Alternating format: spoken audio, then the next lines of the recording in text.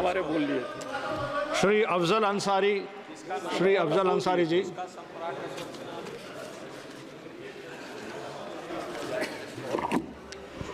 धन्यवाद। माननीय पीठासीन अध्यक्ष जी, आपने हमको वर्ष 2024-25 के लिए शिक्षा मंत्रालय के बजट में अनुदानों की मांगों पर चर्चा में भाग लेने का अवसर प्रदान किया। मैं इसके लिए आपका आभारी हूं। माननीय लोहिया जी ने कहा था कि निर्धन हो या धनवान, सबको शिक्षा मिले समान। आज ये दुख का विषय है कि शिक्षा विभाग ने अनुदानों के लिए जो अपने बजट में प्राविधान किया है, उसमें यह अफसोसनाक स्थिति है कि SC, ST और OBC के लिए जहां बजट में वृद्धि करने की आवश्यकता थी, वहां उनके लिए निर्धारित बजट में भारी कटौती की गई है। और इसी क्रम में डॉक्टर भीमराव अंबेडकर साहब एक सेकेंड फाउंडेशन अभय कुमार जी, इसका बजट जो पहले से ही बहुत कम था, इससे पहले मात्र भी 40 करोड़ रुपया। इससे पहले भी माननीय स्पीकर जी साहब ने बताया कि जब सदस्य बात करते हैं एक हाथ जेब में ना रखें। इस बहरहाल इस बार ये 40 करोड़ का भी जो बजट था, इसे घटा करके अब 30 करोड़ कर दिया गया। एक मानसिकता का पता चलता है। ये भी देखने की बात है कि इस बजट में अल्पसंख्यकों की शिक्षा के लिए उसमें भी पहले की तुलना में भारी कटौती की गई, जबकि उसमें व्यापक वृद्धि की आवश्यकता थी। बजट में SC, ST, OBC को जो मुफ्त कोचिंग के माध्यम से उनको शिक्षा के लिए सहूलियत प्रदान करने का जो बजट था, वो भी पहले से बहुत कम था। लेकिन अफसोस की बात है कि जो था 47 करोड़ रुपया, उसे भी घटा करके अब मात्र 35 करोड़ रुपया कर दिया गया।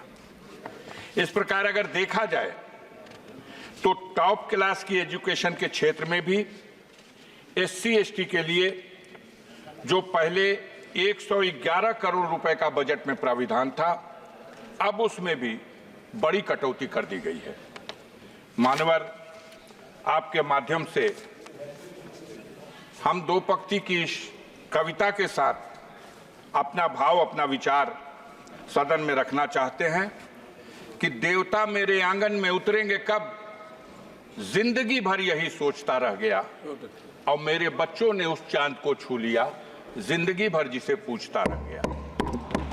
आज जब दुनिया शिक्षा के माध्यम से, टेक्नोलॉजी के माध्यम से, साइंस के माध्यम से अपनी उन्नति के शिखर पर पहुंच रही है, तब हमारे देश में शिक्षा में खास तौर से जो कमजोर वर्ग है, SC, ST है, OBC है, माइनॉरिटी के लोग हैं, इनके शिक्षा के प्रति जागरूक करने और बढ़ावा देने के उद्देश्य से बजट में बढ़ाकर प्राविधान किया जाना था, जिसमें बड़े पैमाने पर कटौती की गई। ये इस सरकार की दूषित मानसिकता का एक प्रमाण है। वैसे भी हमारे देश में विडंबना का विषय यह है कि दोहरी शिक्षा नीति लागू है।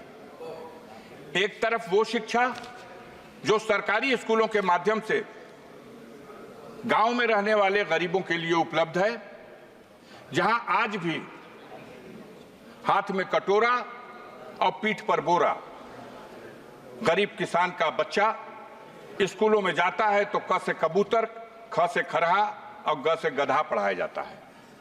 और दूसरी तरफ modern school, private school, Montessori school, इन स्कूलों में जो अंग्रेजी माध्यम से और आधुनिक ढंग से जो शिक्षा दी जाती है, दोनों रास्तों से जो शिक्षा प्राप्त करके बच्चे हमारे ऊपर जाते हैं, तो जब किसी पद के कंपटीशन में दोनों को हिस्सा लेना होता है तो जो क से कबूतर, ख से खरा, ग से गधा पढ़ के गया है और जो क से कंप्यूटर पढ़ के गया है, वहां जब मुकाबला होता है तो जरूर जो आधुनिक शिक्षा से लैस उस विद्यालयों से पढ़ के आने वाले छात्र हैं वो कामयाब होते हैं। और सरकार की तरफ से जो अपने देश की जनता के लिए, गरीबों के लिए, मजदूरों के लिए, गांव में रहने वाले लोगों के लिए जो शिक्षा का प्रबंध है, उस शिक्षा को ग्रहण करके जो लोग ऊपर पहुंचते हैं तो उनकी बुनियाद कमजोर हो जाती है। देखने की बात है कि ऐसी स्थिति में सबसे जरूरी था कि हम दोहरी शिक्षा नीति को कैसे समाप्त करें, कैसे संतुलन बनाएं। जो प्राइवेट स्कूलों की शिक्षा है वो इतनी महंगी है कि एक गरीब आदमी तो अफोर्ड कर ही नहीं सकता, एक मध्यम वर्ग का आदमी भी उनके बच्चों को 2 में, 3 में, 4 में, 5 में पढ़ने के लिए 2,000 रुपया महीना, 5,000 रुपया महीना, 4,000 रुपया महीना, और बड़ी ऊंची शिक्षा ग्रहण करने के लिए तो कोई साधारण किसान, कोई गरीब, कोई गांव का आदमी अगर अपनी हैसियत को भी बेच दे तो वो अपने बच्चों को डॉक्टर नहीं बना सकता, अपने बच्चों को उस तरह की शिक्षा नहीं दे सकता जो उसके लिए एक सपना है। मान्यवर, आपके माध्यम से इस सदन में हम आपसे ये अनुरोध करना चाहते हैं कि हमारी सरकार को दोहरी शिक्षा नीति को समाप्त करने की दिशा में पहल करनी चाहिए।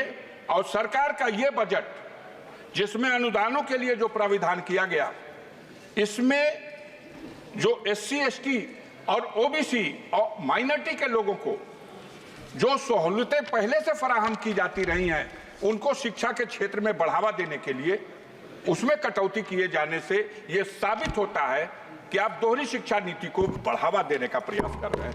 मैं इस अवसर पर श्रीमान जी आपके माध्यम से एक बात और कविता के रूप में आपके अपने भाव को इस रूप में रखना चाहता हूं।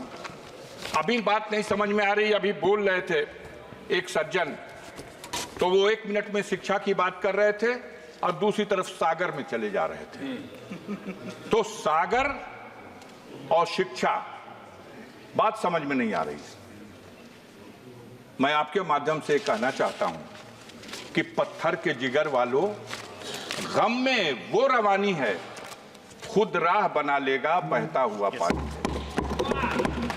और कमजोर की आहों को, मजलूम की आहों को कमजोर समझ लेना अब जालिम हुकूमत के जाने की निशानी है। यहाँ डॉक्टर राजकुमार, हमारे यहाँ सदन में डॉक्टर राजकुमार सांगवान चर्चा हो रही है। डॉक्टर राजकुमार सांगवान जी। मैं अरे मान्यवर, धन्यवाद अध्यक्ष महोदय। नहीं, बहुत समय दिया। धन्यवाद अध्यक्ष महोदय।